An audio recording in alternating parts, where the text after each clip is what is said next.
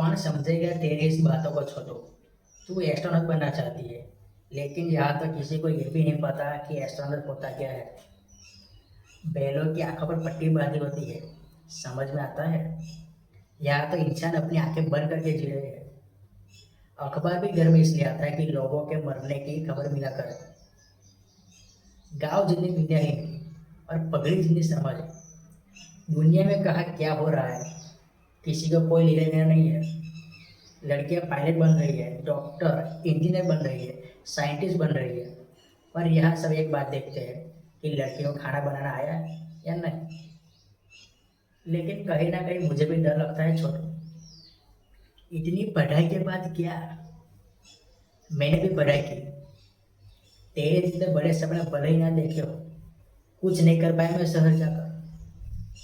चलते चलते गिर जाओ, कम लगता है छोटू।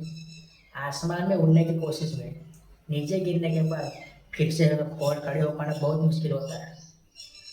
तुम्हें चांद पर जाना है, चांद पर पहुंच गई तो बहुत खुशी होगी मुझे। लेकिन बीच रास्ते में अगर भटक गई, फेल हो गई तो वो डिप्रेशन झेल नहीं पाओगी तो। हार का बोझ बहुत भारी होता है, खासकर तो जब हार हमारी काबिलियत से नहीं किस्मत से मिली हो।